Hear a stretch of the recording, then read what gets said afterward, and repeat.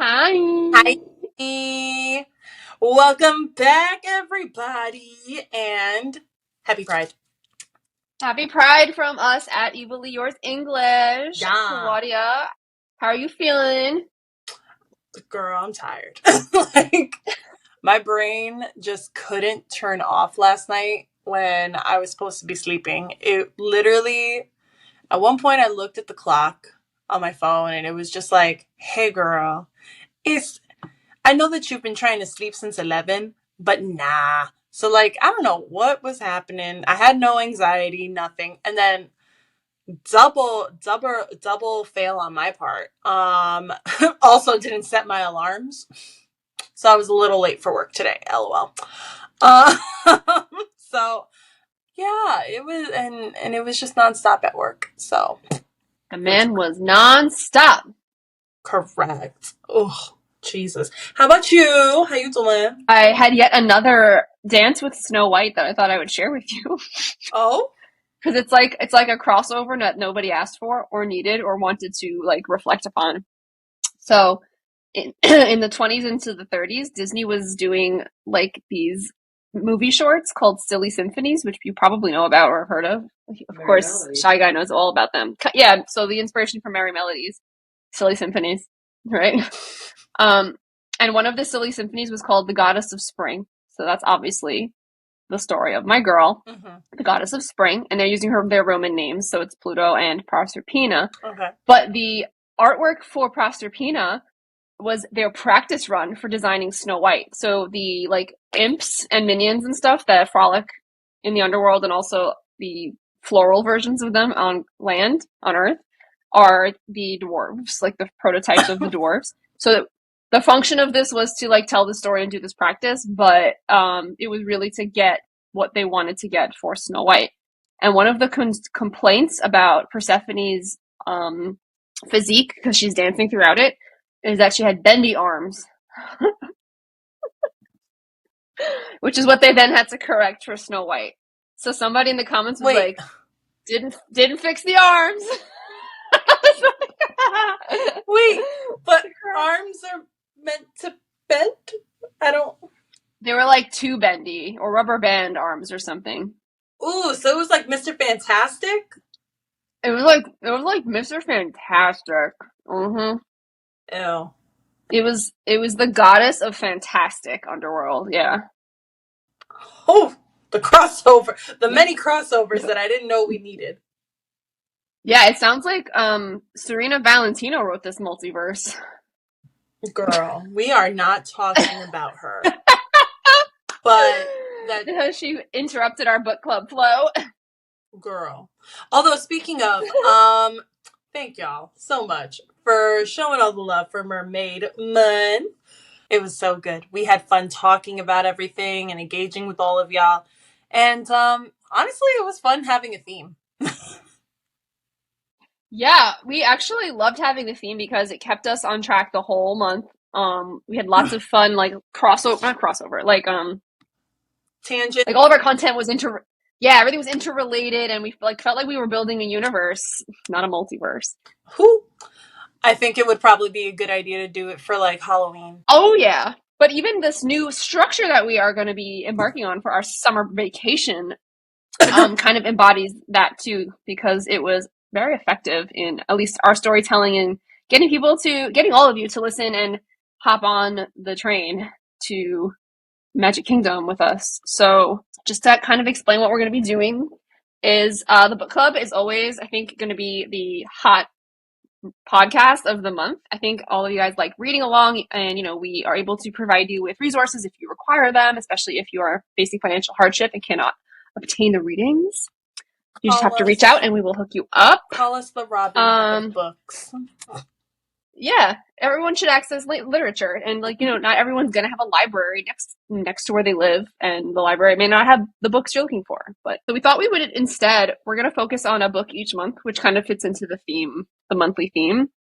And in our first episode, so this would be the first episode of June, we're going to focus on some ideas and important notes you can take when you have it in your hands and you read it for the first time.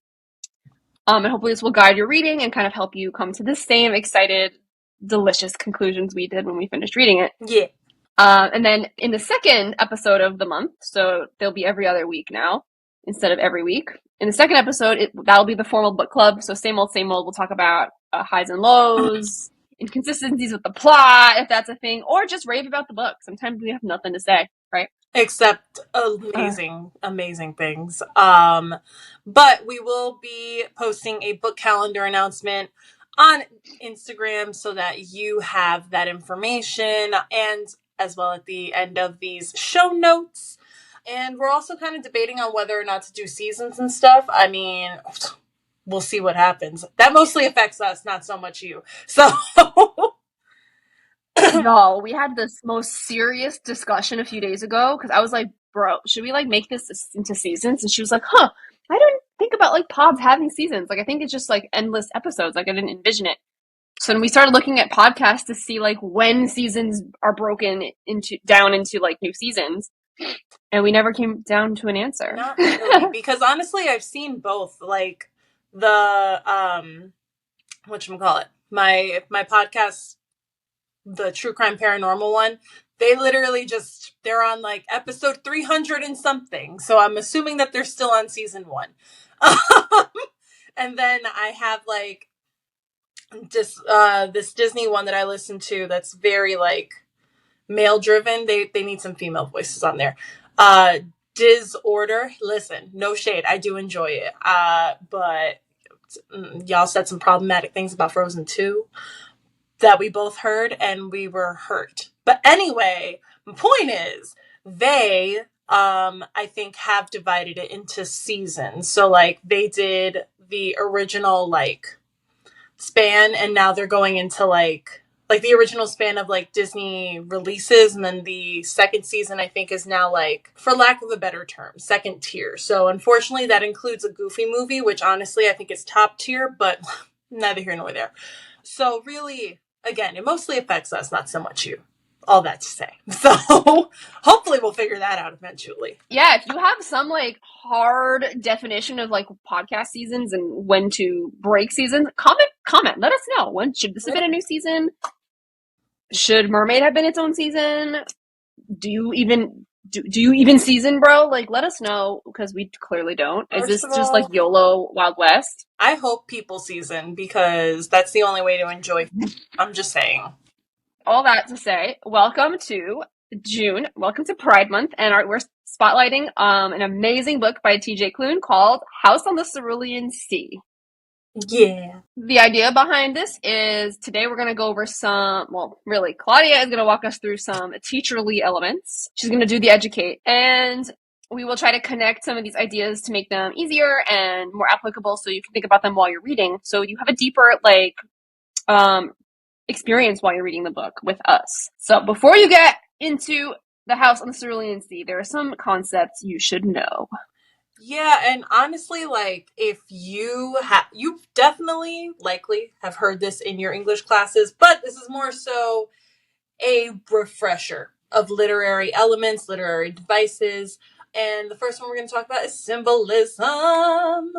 So symbolism is a literary device in which a writer is using this physical object or even like a phenomenon to represent something more abstract. You know, a strong symbol contains like key characteristics that, you know, connect, or rather that it relates to the story or key characteristics in some way. So it sounds like it's not always easy to understand or even find it. Like, is it hard to identify that in stories sometimes? Oh, girl, yeah. Oftentimes, at least when I was teaching, I, especially for my freshmen, would have to kind of like point it out to them that I'd like, or even my sophomores too, be like, bro, what's going on with this green light in the Green Gatsby?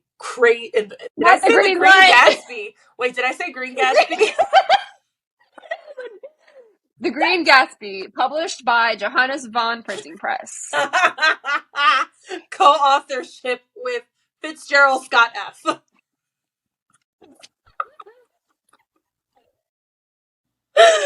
Why am I like this? See, guys, this is what happens, man. This is what happens when I don't sleep and we record. It's gonna be great. Anyway! Claudia's class be like... Honestly, I loved that students got something from my class because sometimes it was rough. It was rough out here. But anyway, so it allows writers to convey things to their readers, usually indirectly. And rather than having them say like something outright, they utilize this device to kind of like be subtle and create more complexity within their writing. So coming back to Great Gatsby, all right, I feel like most of us have read it. If not, you've definitely seen the movie. Both, all. Yeah, I mean, honestly, my man Baz, great director. Actually, when we were coming back from Florida, I was watching Moulin Rouge, and I was so happy. Anyway, so in Gatsby, whether you've read it or you've seen it, there is this constant green light that comes up, and that is meant to be a symbol of Gatsby's American dream, which in this case is Daisy. Because if you think about his story, he already has the monetary like aesthetic of the American dream, but he's lacking the one thing that he absolutely needs and absolutely wants, and that's Daisy, the love of his life, who is not, I mean, she into him, but she gaslighting him. But girl, there's a, and so that green light is constantly associated with Gatsby's dream because it is actually at the edge of Daisy's pier, I think it is, or dock or something like that. And so he across the water, and like a real simp. Let's call it what it is. He was a simp for Daisy, all right? He was like, he's a simp for the American dream. And he was like, this girl right here, ooh, she lives right there. Guess where I'ma live? Right across the way. So I could stare at that green light. The creep of it all. I know, but it's also like a little romantic in a stalkery kind of way. In a stalkery way, it's like a little romantic. But that's neither here nor again. This much. So the color in this case seems to be the symbol, right? The green. But the color can also have a color, like the color can also represent a concept. Oh, absolutely. So like, for example, in our book, there's a color in the title. No? Yeah. So maybe we'll touch on that after. Yeah. But, but speaking of colors and being symbolic, talk to me, man. Because it seemed like you were going somewhere with that. Green can have a couple of interpretations, right? Based on like your own cultural experience, your personal experience, or just like biology. Like sometimes we're kind of like the M word from episode whatever 3. Sometimes we have like a gut reaction to color, like a puce, like a bright yellow color might look like, rot. So we'll have like a visceral reaction to it. But green is money, right? That's American dream. That's Daisy. Green means go, but green also, like, Disney really made it a villainous color too, which I think, I don't even know if that was Fitzgerald Scott F's intention there. Right. Reading it decades after it was written, I had all those interpretations of green in the back of my mind while I was thinking about him chasing this color. Can you think of any other colors that like have like deeply embedded like symbolism in the conscious collective? Girl, let me talk to you about the color red. All right. Specifically, if you think about Hamilton, because Mariah Reynolds, the shorty that is in red, she is always in red. And what is that representing there? The lust that he has. Scarlet Letter. Ooh. At times, red can also be like power, some sort of something that makes you angry or something villainous in that way. And so if you think about like Jafar, he's often in red and black. And then on top of that, when he becomes a genie, he is red. So I'm just saying, depending on, I think it's, I can't remember. I think it might be in Chinese culture. It means like, well-being or like even luck. And well. So it can mean a number of things, but again, it's completely dependent on like how you perceive it, how like, just how your own society kind of helps you to determine that too. It makes it another fun thing to unpack when you're encountering like color symbols in storytelling. I'm thinking about like that meme that it was just like, it was like, English teacher, why did the author choose blue? And then student says something, and then the teacher like goes into this like super in-depth thing about blue, and then it's just like, author, I just really like the color blue. Yeah, I mean, listen. If you like mental gymnastics, you're gonna want to interpret your readings in this fashion, okay? I mean, yeah, because like quite frankly, it's just, it adds to the fun of it, you know? Why just take it for blue? Why not analyze everything, including like, you know, the green light along with why it's green? Why not? You know? It sparks great conversation. Yeah. Yeah. Another like there's a generation of people globally who might associate red with communism. Oh, girl, you right. And therefore evil, or like threat, Cold War. So, but that has nothing to do with like Lunar New Year red, which is joyous, wealth, celebration, luck, or, Mariah Reynolds' lust, love, and anger. And also, if you think about like advertisements and stuff, and even like picking your own brand colors, there is a psychology to it as well. That it's like, I'm not here to talk about all that, but like certain colors, you almost like not inadvertently, innately kind of relate to it. Like Tide to me will always be orange. Like if they change that damn Tide bottle to not orange, that's gonna fuck me up. Like,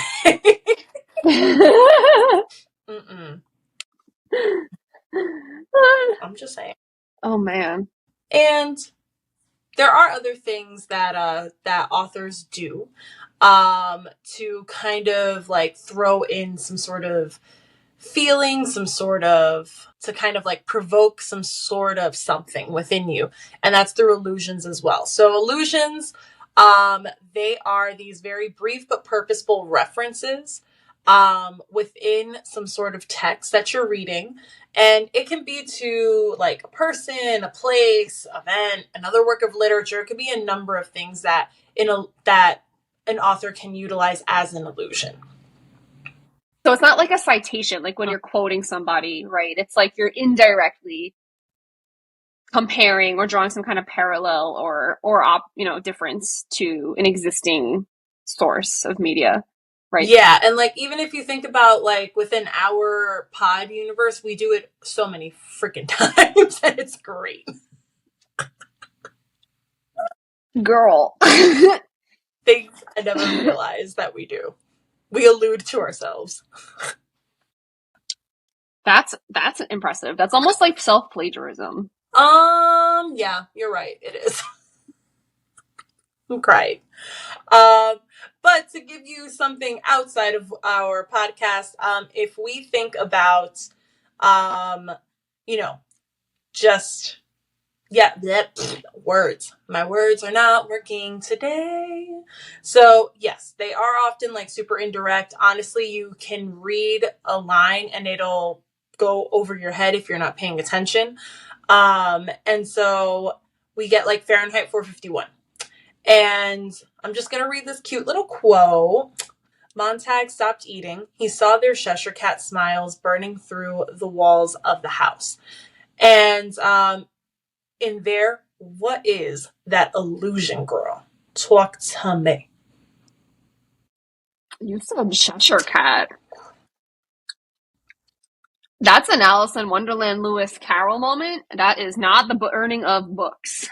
So. And like, when you envision the Cheshire cat, like, what do you see? Like, tell me.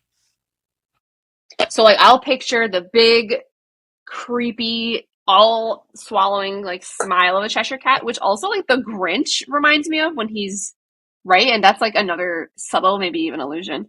Like, that disturbing smile that is just like the whole face is occupied by it. Yeah, and I don't know. When I read that, when I read Fahrenheit 451, I was just like, I hate that. Like, Yeah, it's unsettling. I literally like hate that. And so it's meant to create like that kind of uneasy feeling within you. And even then, I like on top of that, I don't even envision the whole cat that they show in like the Disney movie. It's literally I just see eyes and like big ass smile up to here, like just peering from a corner. So maybe demon. I think that's low key what I see. Yeah. Yeah, it's uncomfortable. And those glowing eyes, like, at night, a lot of nocturnal creatures, you just see like those glowing lantern eyes, and you don't want them to come attack you. You don't know what they're thinking or planning. Loki also like All Snow of it. White when she's running through the forest. Oh my God. Yeah, exactly. It's that scene. It's just a bunch of Cheshire cats. We better love that Snow White movie next year. I'm holding out for a hero with that. Well, we love her. What's her face? Rachel Ziegler. Yeah, honestly, she was perfection as Maria. So I expect nothing than perfection. And also Gal Gadot. Like, oh my gosh, she's gonna look amazing in that costume. She's drop dead gorgeous. Like I can't. I would have also accepted Lana Parrilla. As the evil queen. She's in Once Upon a Time. That's another show you need to watch, girly. I know. But we'll cover Glee first. Yeah, Snow White. Sorry. Snow's okay. Snow White comes up quite a bit, so yeah, we're always alluding to Snow White. What Snow White is not is a theme on our show. How's that segue? I love that. That was a good segue. Yeah. So, I obviously am not the ELA teacher here, right? But I found a lot of the time when I was working with kids on reading comprehension as an SLP or writing essays, it was really helpful to uncover a main idea or an underlying theme in a narrative. Because a theme is the universal message. It's the idea that the whole story is really trying to get across. And that's why the author is telling the story. It correlates directly with the author's purpose and what they want to take away from it. You might find the same themes in different forms of literature, like world peace. You might find newspaper articles about world peace and fictional novels and Lord of the Rings and whatever. Like, you will find themes will transcend cultures, will transcend narrative styles, and you can find them anywhere. And it's like when you're reading, you can dig around and say, oh, okay, this is going to be the overarching message of this. Actually, while we were in Disney World, we were talking about the theme of Avatar because we were in Pandora admiring Pandora. But Claudia's point with the Avatar movies is that it's the same theme as Pocahontas, as Fern Gully, right? Yes. It's white man's burden, savior complex, and save the forests. Conservatism. Not conservatism. Conservationism. Now, I hear what you're saying. But right now, girl, you are like throwing out these concepts, these topics. So, as a past English teacher, and speaking on behalf of all the English teachers, whenever a teacher is asking you for a theme, they don't want these one-worded like phrases. They don't want like American dream or conservationism. Like, yes, that's part of it. That's like the the thematic concept or the thematic theme, which is dope. That thematic topic is what I meant to say. And so what they actually want from you is a statement like about that topic that you have pointed out. So that's why, or rather how, teachers know that you used Spark Notes, because you're being a butthead and not elaborating on the actual topic. I can't tell you how mad that this has driven me the past years that I was teaching. And I like actively taught how to form your own like thematic statement based off of what you've read. And they didn't want to listen. Even though they knew I was right. Like, whatever. Anyway, so semantics, man. I'm just saying. No, but that makes sense because by embedding your theme in a statement, it reflects the thing you just read that was conveying said theme, as opposed to just, this is the theme that is in a bunch of different pieces of literature. Yeah, and so like, again, coming back to the the Green Gatsby, if you will, by Fitzgerald Scott F. We have the topic of the American dream. Yes, that is 100% the thematic topic right there. But if we want to create a statement that Scott F is saying about this, it's going to be that the American dream is corrupt at its core because of, reasons of which that you kind of like pull out while you're reading it. And so with that in mind, that also kind of helps, if you're writing about it, helps you format your essay as well. Pro tips for writing. Who knew it would come on the iPod? We told you that this was going to be both a joke and educational. Like, those things do go together, I promise. Yeah, honestly, like there's just so much in education that is a joke without being a joke. What we're going to present this as is your pre-work to The House on the Cerulean Sea by TJ Klune. So we're going to talk about these concepts or maybe historically rooted ideas embedded in the book through the lens of these literary elements that we just talked about. To help you connect to the plot, the character developments. We did all the research for you, so you just have to listen and retain it and think about it while you're reading. And the best part about this is once you get the gears going, when we're having our actual book club, hopefully this month you guys will be sending us messages with stuff that you uncovered or connections you made or colors or symbols or allusions you found on your own that we can shout out and talk about also that maybe we didn't see. Please do, because honestly, y'all got good ideas too. We like hearing from y'all. Yeah, and we all have different experiences. Like a lot of allusions are biblical because a large amount of people can understand those references, but not everyone, right? If the Bible's the most commonly understood reference, then think about how uncommon everything else is. I mean, I've had like students, and I mean, this is not like an age thing. This is just, I guess it is an age thing, generational. Like, no knowledge of like Western movies, like no connection to cowboys, and that's fine. I don't love that theme or that like genre anyway, but I understand a reference to the Wild West right over their heads. Had no clue what I was talking about. Yeah, and also like, although I feel most schools have like some sort of mythology section, they don't go through all the possible mythology or myth like personas that you could possibly go through. And so like, they can mention like Poseidon, but unless you actually went over Greek mythology and know about Poseidon, you're not going to have that kind of relation to it. Marvel is alluding to Norse myth, and for a lot of people, that's their introduction to Odin and Loki. It was mine. Right? Just bingo. So, you might have connections you make based on your own experience in life that we will never come up with. So please share your connections throughout the month while you're reading our book. So some things that we found really important that we would like to share with you. We're going to go through some symbols first. No, there will be no spoilers here. I'm just going to bring up a couple of next episode, 100% guaranteed spoilers. But there will be a symbol at some point in your reading. The symbol of the phoenix. You might, if you have read Harry Potter, you might know about Fawkes, Dumbledore's phoenix, right? The glamorous Fawkes with the tears that heal wounds. Like Fawkes in the movie, I'll never forget, Claudia, that part in the movie where the CGI or whatever Muppet Fawkes like puts a tear and it's all blinky on Harry. I love Harold or whoever. I'm like, oh my god, come on. Right. But what an icon. The Greeks believed that the phoenix would burn to ashes and rise again from the ashes. And I think this is another symbol that like a lot of people probably are familiar with because of Jean Grey. Oh yeah, that's true. The Phoenix. So if you've been in the Marvel verse for a while, you have seen a phoenix before. If you know Harry Potter, you understand the concept of phoenix, right? So this is both a symbol and an allusion to mythos. The Ouroboros. The snake eating itself? It's the same thing as the phoenix. Oh, eternal. Mm-hmm. So it's a concept, it's a symbol for immortality and also rising from ashes. It's the idea of you burn, you fade out, but then you can come back again. Maybe not necessarily stronger, just reborn and ready to start anew. The phoenix will come back as like a bebe in the ashes, right? Cute. Yeah.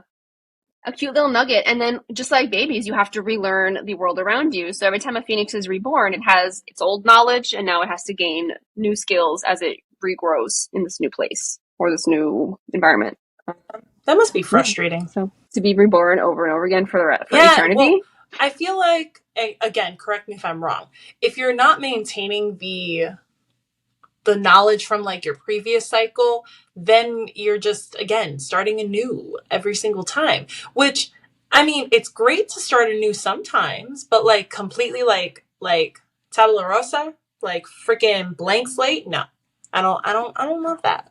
No, it's just like chronic amnesia every like 100 years. You just black out and then you're reborn again and have to learn all that crap from scratch.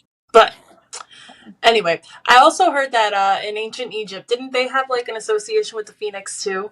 Yeah, I think the Egyptian version is where we get kind of how they look. So that red, here we go with color symbolism again. So red like fire, red like passion, red like fire, really. Burning. Partly golden. Blood. Yeah, plumage that is bloody red, right? And it, it'll explode into fiery red and golden flames and then get reborn as a little chicken nugget. And it was a sacred bird to them too, because again, that symbolic concept underneath it all is the idea that blank slate or not, you can start a new regeneration. Starts as a chicken tender and it rises again. I feel like some fast food has a fiery chicken tender. Chipotle comes a second time, that's for sure. That's what I said. Crying. Sobs in Spanish. Now, I can't. There's another symbol, which is the sea. Because again, we're next to the Cerulean Sea, and I feel like when you have fire, you need to have water, because elements. I just think of like Avatar. The sea, again, not Blue Avatar, Last Airbender Avatar. Just to be clear. Yeah. I'm talking about you, Ariana. Love you, but I will never be actively talking about blue people. Love. I mean, I just did. No, like actively. Like I'm unless I'm in Pandora, and writing Flight of Passage, that's the only way. Yeah, I agree. Sorry, not love you, Ariana, and I love that you love that. But the sea represents a number of things. So it can represent both mystery and boundlessness, because let's think about it, y'all. Let's be real. Only 80% of the ocean, actually, correction, 20% of the ocean has been discovered. So 80% of it has yet to even be discovered. And so it's holding all these secrets. And honestly, it's like super easy to get lost within it. And so it's just representing that kind of mystery. And I feel like it really does make sense when we're thinking about this book. You'll learn eventually. And then it can also represent power and chaos. Because think about it, it's one of the strongest forces of nature. It can cause a number of natural disasters, from hurricanes to tsunamis. It causes shipwrecks. So there is this extreme power that comes with it. And like, even thinking back to The Little Mermaid, hello, shipwreck. I was just going to say, we spent a lot of time talking about the symbolism of the sea last month. We did. Yeah, like in the negative sense, I suppose.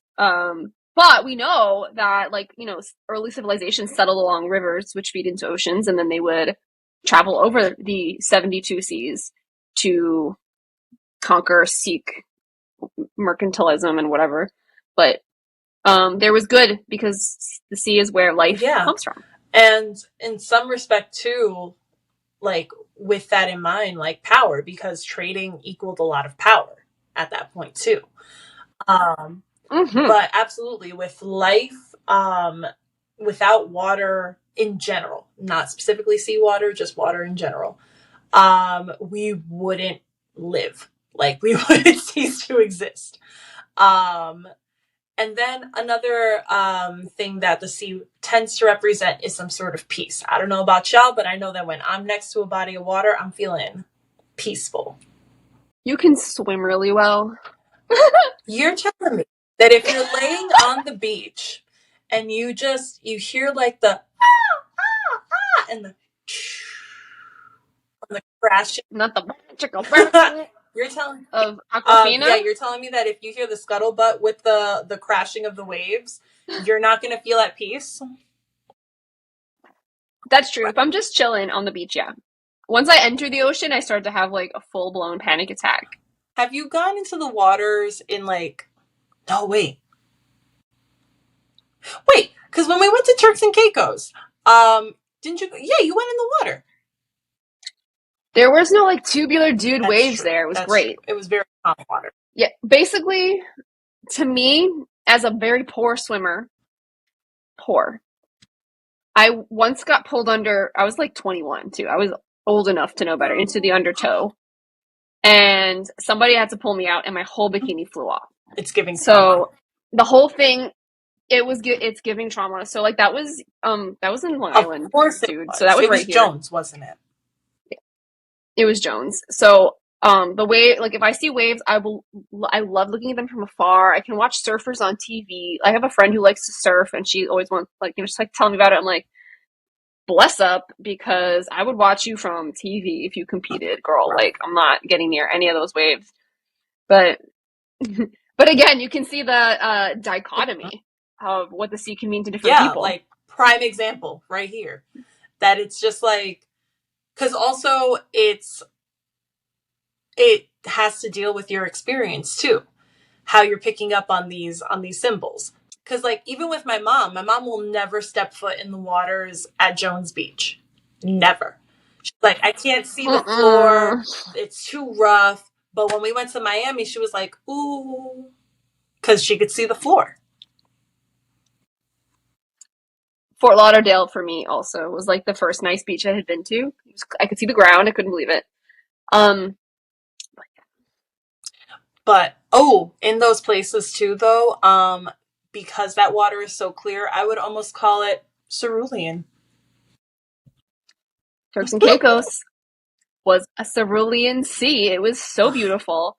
So that color cerulean is a form of blue. It's representative of serenity, peace, lightness. It's often a color we ascribe to pure ocean. Not like the murky gray-green depths of the Hudson over here. Not the brown water of Orchard Beach in the Bronx. No, cerulean is calm, especially amid changing times. Not sewage. It's the color of a millennium. I'm sorry. To me, Millennium by Backstreet Boys will always be silver, but It looks silver and blue. Silver blue. Because they didn't have that good hollow back then to like slap on every single Imagine CD. if they did though. I'd still own it. I probably do somewhere, to be honest, but It's we're gonna have to pull this up for y'all. Millennium BSB. Yeah. Oh, it's blue. It's okay. So it's actually white and cerulean to convey like a silver I'm chrome. crying. 1999. Also, we're not going to talk about how when I initially wrote that, I thought that I wrote the color of the millennials. And then I was like, wow, that makes perfect sense because that's my whole personality. But I realize now that it's actually rose gold. It's rose gold, another not color, like another chrome-esque shade. But I would argue that like chrome and hollow are also very Y2K, so very us. So there's the pink and the bluish, the cool and the warm tone versions for sure. So aside from cerulean in chrome representing millennials, also could be a color, for those diving into their inner peace and fulfillment. And it has a association with feelings of nostalgia, melancholiness, maybe sadness, maybe being blue. Sorry, I held up a picture of the book, which everyone will be able to see. I'm going to make it the cover art, so you all have a reference. Honestly, it's just such a pretty cover. It is. I see the cerulean loud and clear. It's screaming at me. So, like, looking at it, right? You know how I adamantly do not want to move to the middle of nowhere? It's giving middle of nowhere, and I don't love that. So, like, because it's like, it's this whole right? It's a bus going up like a windy road to like a house. And so For me, I, like, just based off the cover, would not want to be there. No, just based off the cover. And there's the bus and this like creepy little off the mountain thing. Like, what if I fall? Actually, just talking about the words in the title even. So cerulean house is where family's meant to be, but cerulean and sea could either be a peaceful or a turbulent or both experience. And I feel like in such a desolate, isolated location, like why are you there? But that makes me want to read more about it. Like I don't want to be there, I don't think. But like who is going in this little bus? Like when I originally picked it up, I was just like you said, like it kind of like the cover itself pulled me in, and I know don't judge a book by its cover, blah blah blah. But like No, I definitely do. do. Like if I reach for it, I'm like, ooh, this is attractive, and then I'll read the back and see how I feel. But like if you don't have an attractive cover, honey, I'm not gonna give you the time of day. But yeah, like when I first saw it, I was just intrigued because again, low key, I was just like, I really don't want to be there, but also I want to find out why we're going there. So upon then looking at the blurb, we see that the main character is going to be Linus Baker, and he's the one going there for some reason. And like I said, we're not going to give you any spoilers. If you just look at the blurb of the book, you'll see that basically his job is sending him to this remote location to investigate 6 dangerous magical children. So, what's the deal with them and why are they here? I think we were very much pulled in once you kind of have that, the impact of the cover and then the, oh my goodness, that's who lives there of the blurb. So, we also on the blurb are introduced to the headmaster of this orphanage for these 6 children, and his name is Arthur Parnassus. I will implore that we keep in mind this was a spotlight book for Pride Month, so do keep that in mind while you're reading, and give space to knowing that and thinking about inclusion while you're reading. Correct. Because again, diversity and inclusion, it is very important in every facet of life, and one of the main ways that we can obtain it is through media, and in this case, literature. Not you already touching on a major overarching theme of the Am novel. Crazy. Like for every single character. Oh, guys, you'll see.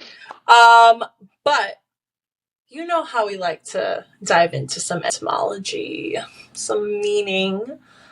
It's the basis of our pod. So we did that with the names Linus and Arthur. Yes. So Linus is going to be our, I don't want to call him an anti-hero. He's our protagonist, kind of. He's who we're following in the story. So we're going to break down his name to kind of get a picture of who he is. We get his name on the back of the book, so anyone can just look this up and start making extrapolations. So there's one route we can go down. So Linus is a nice, good old Greek name. And, Claudia and I actually were talking about Greek mythology when we were reading this book already. So it was pretty funny that Linus turned out to be the brother of Orpheus, who's our tragic little minstrel of Hadestown, one of the few demi-mortals to return from the underworld after descending willingly into it.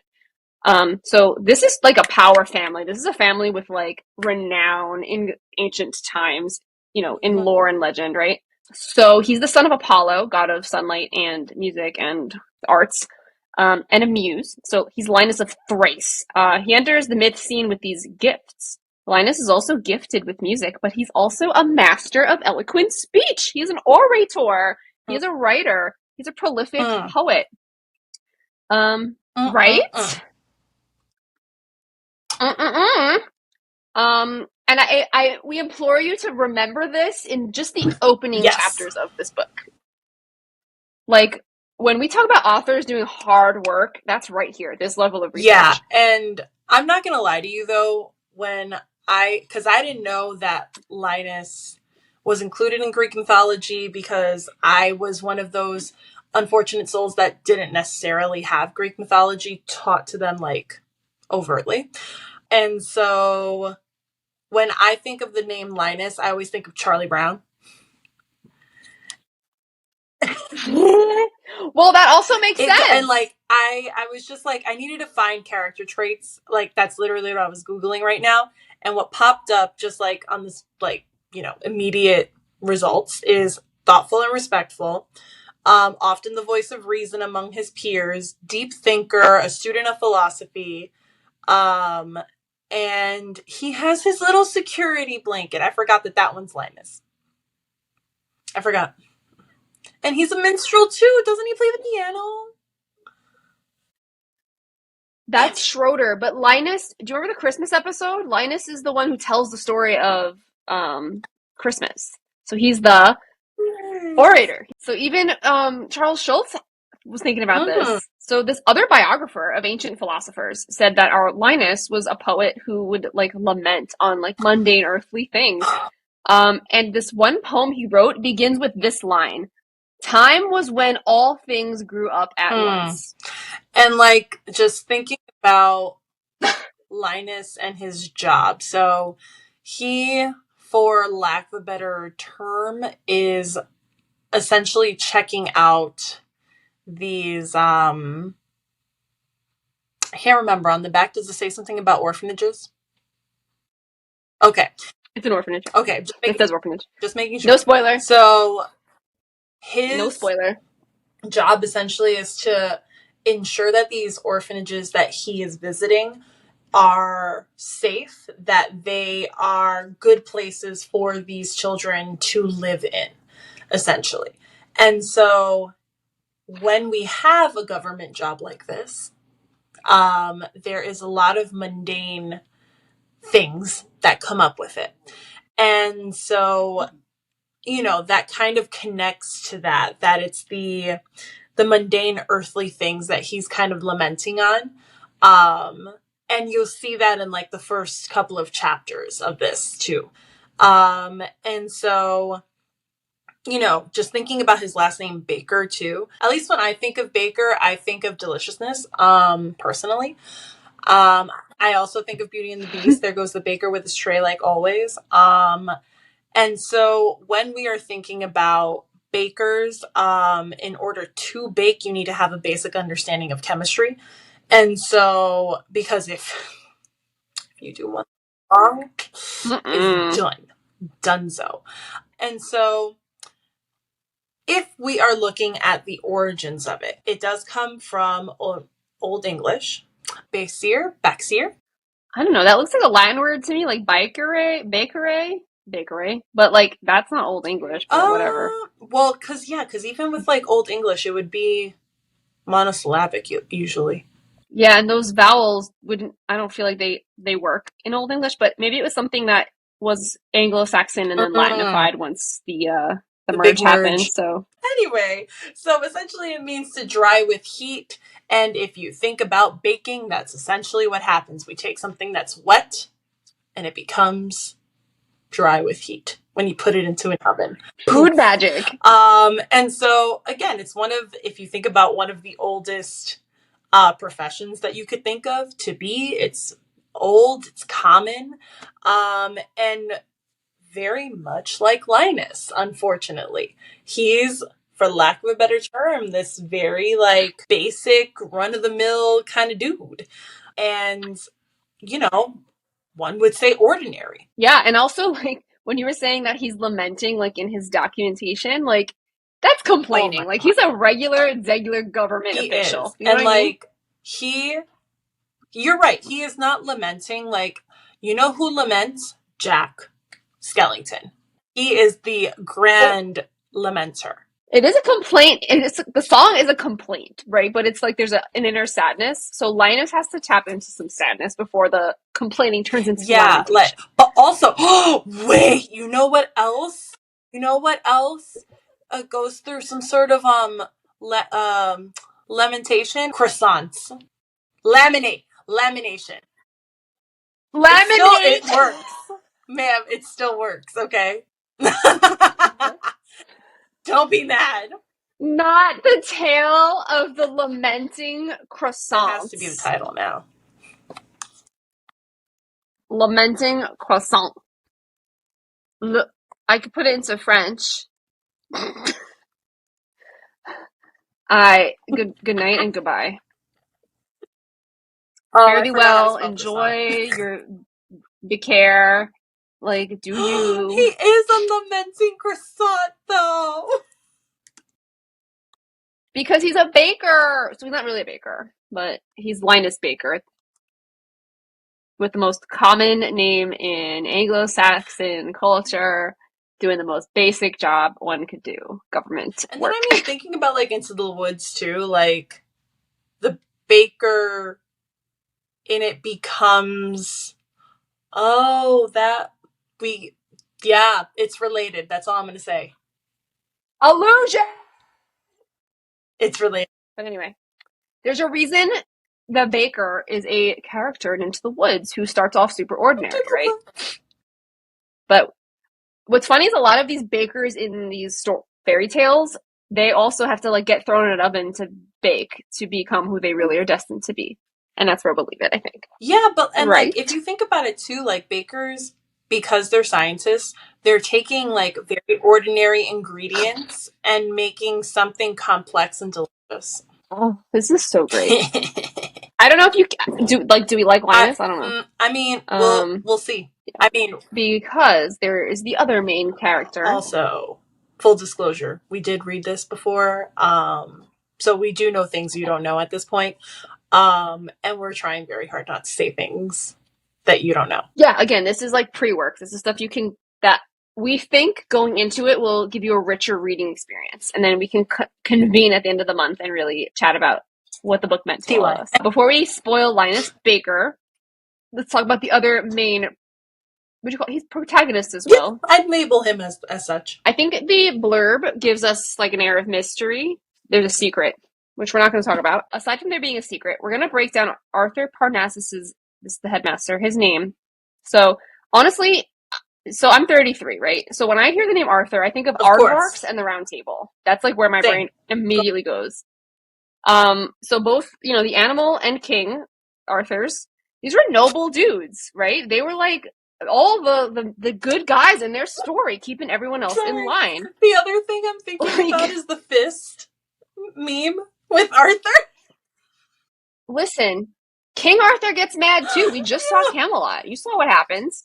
King Arthur had the fist as well. But again, I just think of Arthur with the fist. If we had a T-shirt, it would have to be King Arthur. No, it would have to be Aardvark Arthur dressed in chainmail with the fist.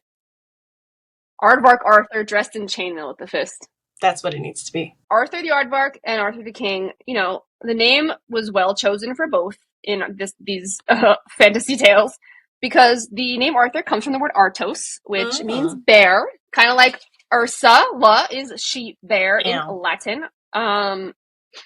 But like also some historians are like, well, no, it comes from Thor the eagle or like strong man like Arthur. So it kind of just depends on the linguist you're talking to and which derivation, these words are coming from. So Artorius would be a Roman family name itself. That means plowman. That one is lost on me. Let us know. But I was thinking plowman, like these are simple guys with humble beginnings. What do you think? When I think of plow, I think of oxen. And listen. Oxen are strong as hail. All right. They be plowing. Oh, sowing the land, sowing the seeds. And you laughed at me. Of growth. I did. But I also was in the middle of saying these were three simple guys who worked the land and not thinking about that. Like... So you're a linguist. Which one would you say it's likely to be? The bear, or Thor, or plowman? I feel like just from experience, a lot of modern names come from like name versions of things. So if Artorius meant plowman, then I think that there's something to it. But you can see that Artos and Artorius are related. So maybe instead of oxen, they use bear. Once upon a time. Wait. The Artorius. B-I-G. Oh my god.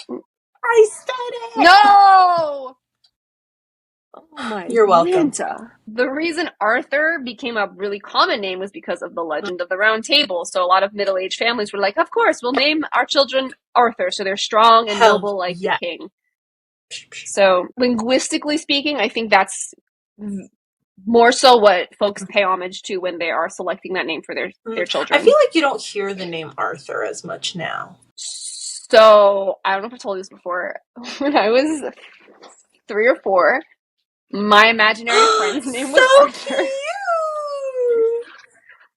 And he was dressed like, ironically, Robin Hood. That is, I mean, okay, pause, because it does make sense with like when King Arthur took place, but not the aardvark. No, so I don't think the aardvark was out and about when we were. When did Arthur come out? I feel like maybe the books, but that wouldn't have been as. I don't know why King. Oh, because my mom is an Anglophile. That's why I knew the name Arthur. Oh, that makes sense.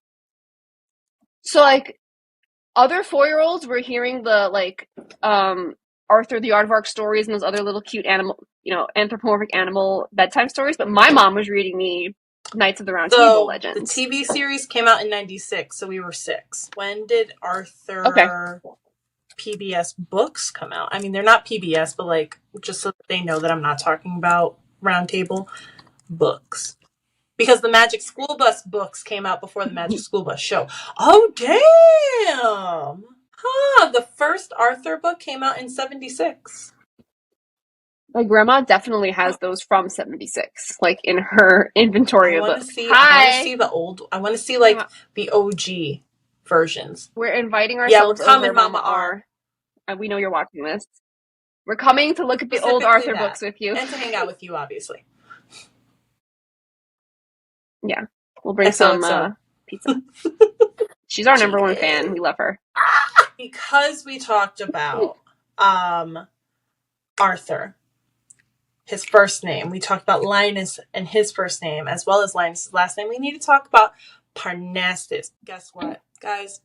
We're going back to Greece again.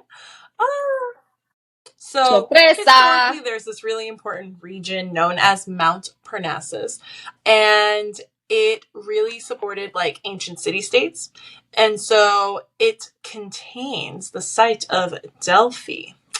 And this is where the oracle would oracle. You know how oracles be oracling?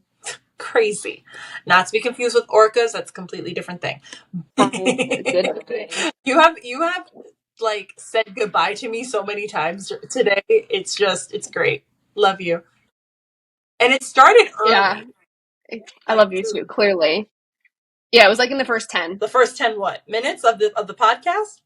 Oh, ma'am, I was talking about even this morning. I'm pretty sure you dismissed me earlier this morning when we were texting. I think you're right. Yeah, there's a lot other things happening in life that required the dismissal of me this morning. But coming back to the oracling. So this is like stupid important in the Homeric epics. The ancients considered it a holy place. This was where, the Pythia was. But the etymology of it is murky. Like, a lot of historians were just saying this is like a one-off name. Like, they just made up a bunch of sounds and like slapped it on this place. Would one say that this is an allusion? Yes, ma'am! Sorry. So consider there's a magical place, right? We know this is a magical school. That's not a spoiler. That's on the back of the book. It's a magical, very important, sacred place. The high priestess of Magic School Bus life, and this was extremely important to these ancient Greeks. This one linguist historian suggested that the word Parnassus comes from an ancient, like, Anatolian, which is like pre-Turkey, like way pre-Ottoman, everything, word. In his view, it came from this word Parna, which means, get this, house or temple.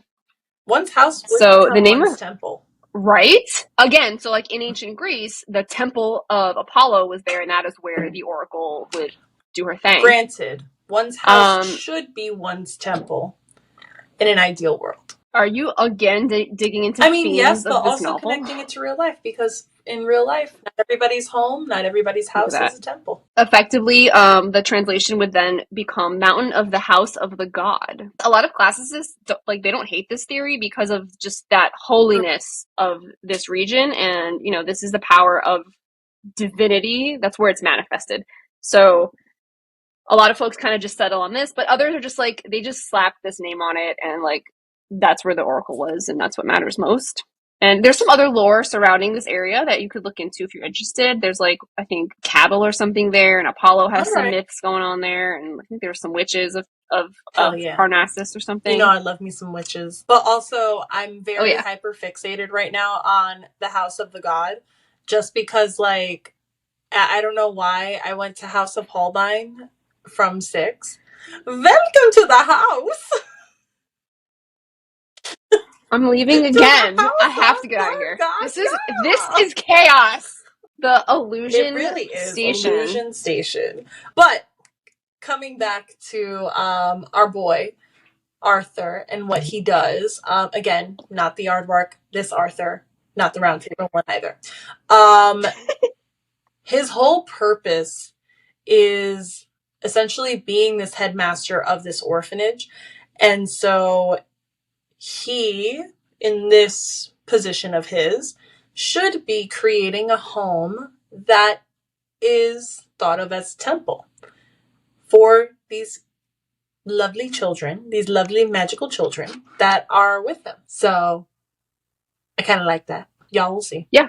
So again, you read the premise. If you're on this journey with us this month, you know what you're about to get into. Linus has to go check out what is going on at the house of this god. Yeah. This headmaster. Chaos. And we shall see where his work journey takes him. Wait. It makes my heart so happy. I don't think I have anything else to say that wouldn't lead into spoiler. I'm already treading a very thin line. I did my best, okay? I did my best. Oh, you don't think I did my best? Oh, you did? No. I was like a bear trap of my own voice. Ooh, like Ursula. And that conch shell. Ooh, spicy. But at least to start y'all off, I think that'll be a good place to kind of help guide your reading as you started off this week.